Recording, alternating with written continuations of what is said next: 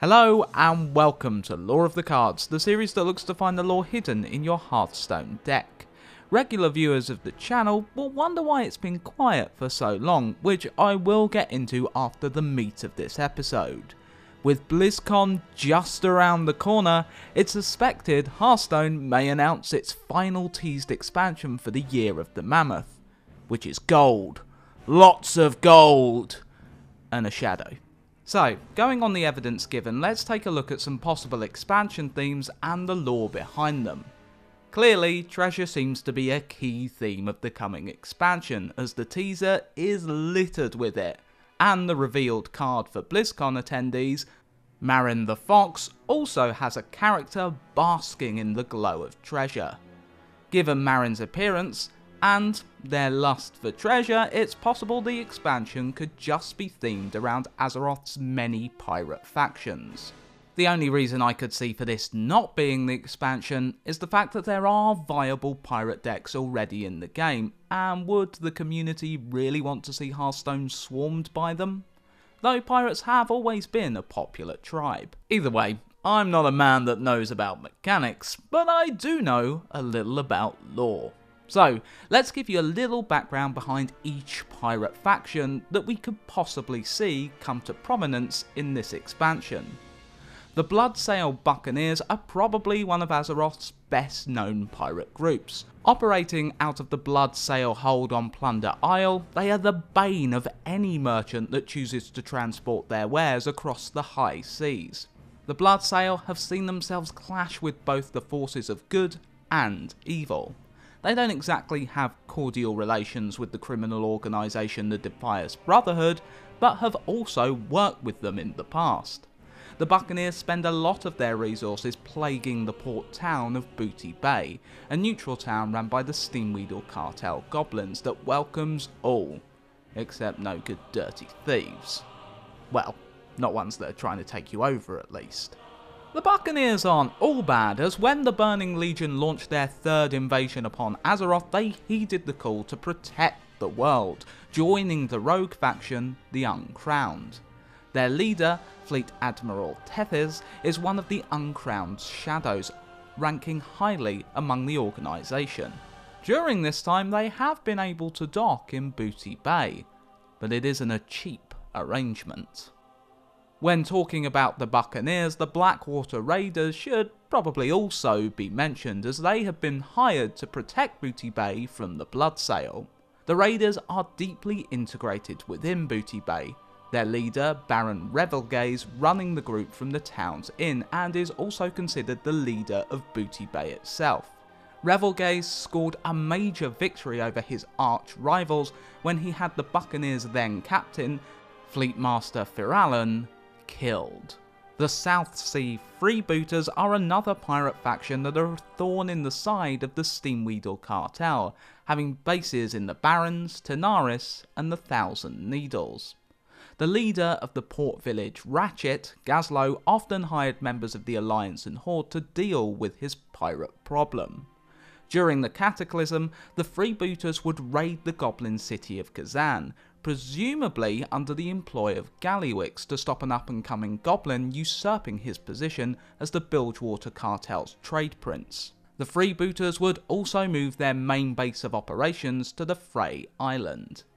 Something they'd probably come to regret, as an enraged Jaina Proudmoore, grieving the bombing of her city Theramore, passed over the island, killing the pirates in her wake so that she may have full concentration to summon a huge tidal wave to obliterate Orgrimmar, an act she would eventually be talked down from. The Freebooters have not been wiped out though, as they have been spotted in the lands of Azuna upon the Broken Isles. The rivals of the South Sea Freebooters are the North Sea Freebooters, operating out of the Howling Fjord under the leadership of their captain, Mad John Haas Sterling. Their dislike for the South Sea suggests they branched off from this organisation, though the exact reason for their hatred is unknown. In the fjord they looted graves, fought the Alliance and Horde, and the Tuskar, which they sought to sell on as slaves, despite the fact that not many Tuskar survive outside of the northern climate. They were later employed by the Orc Zayla to attack the Temple of the White Tiger in Pandaria. This didn't go well as the pirates were either killed or captured. The pirates affiliated with the Defias Brotherhood could also make an appearance, especially since their Murloc Captain Cookie made his debut in the game with the recent Halloween Brawl. I've covered the Defias in my Edwin Van Cleef episode, so watch that for more details, but very basically, the Defias were originally employed to rebuild the city of Stormwind, but turned on their employer when they felt the money offered for their services was under what they deserved, driving them to a life of crime. The Dread Crew are only seen by players of WoW one day in the year. On Pirates Day, of course. Led by Dread Captain Demeza, they take this day as a break from their busy job of looting on the South Seas to party and run riot through Booty Bay. An inclusive bunch, the pirates also allow adventurers to become honorary members for a period of 12 hours throughout the day. The Red Blade pirates can be found in Stormheim. They were hired by the Dreadlord Deathrok to kill Amber Kiernan, a member of SI-7. Deathrok captured and posed as SI-7's leader, Matthias Shaw, to hire the pirates. This act was meant to spark conflict between SI-7 and the Uncrowned, but luckily the Uncrowned saw through his ploy and were able to rescue Shaw. The Red Blade are now under the command of the Varikal Bloodthane Lucard, who turned them into vampires. Vampire pirates. At least Blizzard know how to make vampires cool. The Una tribe are pirates with a difference. They're monkeys. Hosen, to be precise. They sail the seas of Pandaria, finding fertile lands and then pillage the local villages in the surrounding area until they run dry of resources. They then rinse and repeat. Though they'd hit a snag in their usual plans when heroes of the Alliance and Horde killed their captain, Lord Una, in the Jade Forest. Mr. Shackle's Black Sail crew operate out of Azuna, getting their hands on any valuables they can from Dead Man's Cove.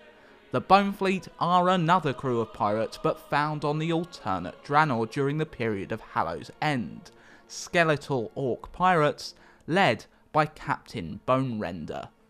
Just looking at these pirate groups, we can see another expansion that can also be considered a possibility. A town with a broken statue filled to the gunnels with treasure and loot. Booty Bay. Not only could Blizzard use the conflict between Bloodsail and Blackwater to influence the story of the expansion, the Steamweedle cartel would be available to draw from too. The Steamweedle are one of the largest and most successful goblin cartels in all of Azeroth. Maintaining neutrality, they do business with both the Alliance and the Horde. They have towns throughout Azeroth, with their capital Gadgetzan being located in the Tanaris Desert. They probably take a bit of a back seat in the expansion since we've already looked at their capital in depth, with the Mean Streets of Gadgetzan expansion. Booty Bay itself is not the only interesting place to explore, with pirates, dodgy dealings and black market auction houses, but the region in which it lies, Stranglethorn Vale, can also be looked at. As well as being home to many exotic beasts, Naga, mindless undead, Moshog ogres, Murkgil murlocs and Hemit Nessingwary, again, perhaps the most notable landmark in Stranglethorn Vale is Zul'Gurub, capital of the Gurubashi troll tribe. I think this probably reaches a little too far afield from the treasure theme that seems to be coming with the expansion, but the Gurubashi may make up a few of the cards like the Drakari did in Knights. The Bloodlower Hakar the Soulflayer could make for a very cool legendary. While Hakar saved the Gurubashi from starvation and strife, he also demanded a lot in return. The Lower consumed blood shed in his name and filled his followers with a murderous rage, expanding their empire and delivering plentiful supplies of blood to their benefactor. Not only this, Hakar demanded that souls be sacrificed to him daily. The god sought to gain access to the physical realm, but some sound of mind trolls eventually put an end to Hakar's plan. This would not stop him from eventually achieving his goal, but he suffered defeat at the hands of adventurers. Even then, Hakar was not silenced, and to this day remains a possible threat if any trolls are foolish enough to feed him again. So, those were my first thoughts on an expansion before delving into the internet and having a look at other fan theories. A relatively popular one, which I think is unlikely since we've explored it already in an adventure, is Alderman. In my predictions, the shadow isn't really considered, but given its shape it does look very similar to the silhouette of the Titan Watcher, Arcadus.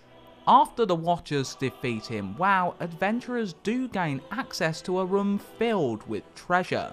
This also contains the Lore Keeper of Norgannon, again with a similar silhouette to the Shadow.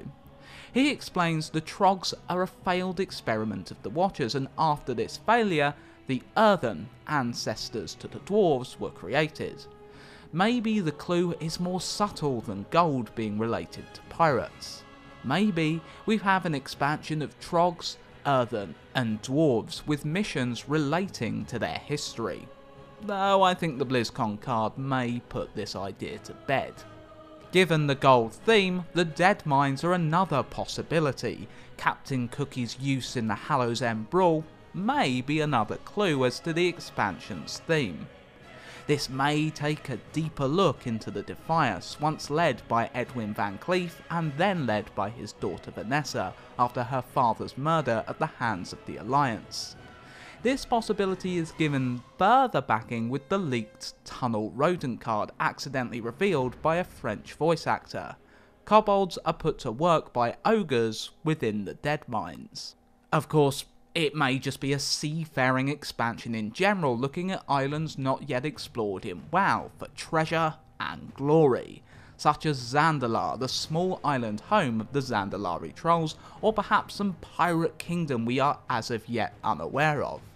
This gives the Hearthstone team near unlimited freedom with card design. So, for those of you that tuned in for the predictions, thank you very much for watching. If you could, like and share this video and subscribe to 6Gamers if you enjoyed the content. Now to yammer on about other things. Obviously, there's not been a video released on this channel for some time, and there are several reasons for this. The first being the rather shallow reason of subscriber count. Since I was releasing videos more frequently, I was hoping to see a rise in subscribers. However, after an initial surge, this utterly flatlined.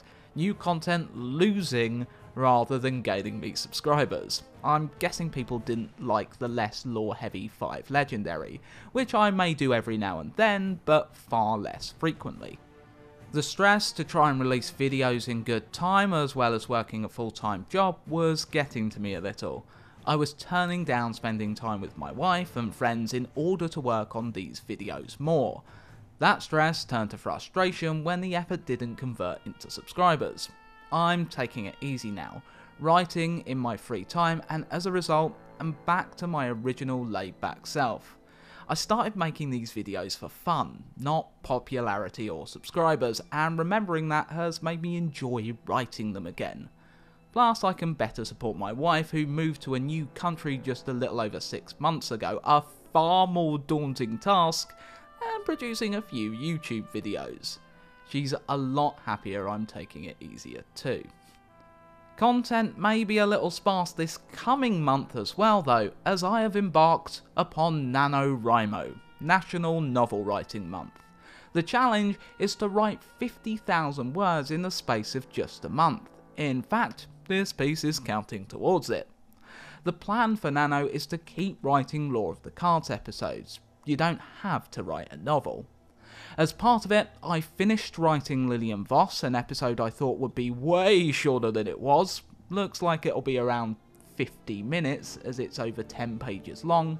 We'll write an episode on Abominations, as there was a request for that, and begin a Lore of the Cards project I've been wanting to start for months, called the Dragon Saga. It'll cover the in-depth lore of all the dragon aspects, something that's likely to span multiple episodes and take a huge time commitment to complete. I figured if I'm writing for a month, I may as well start that now. Since it requires a lot of research and will be damn long, I doubt I'll finish it in the month, and perhaps not hit the 50,000 word goal due to the huge amount of lore I need to look into with the dragons, but why shy away from a challenge, eh? Since I've also edited this video in the time, I may count that as a few words too, though I'll have to think about that. Is anyone else doing Nano? If so, you can become my buddy, the details of which I'll link in the comments. I'd love to hear about other people's projects too, if you've had the time to watch this video, that is. Thanks so much to everyone that keeps watching my content. I really do appreciate it, and it really does mean a lot to me. Hope you enjoy Blizzcon and enjoy the upcoming lore of the cards when they're finally released. Until next time, happy Hearthstoning.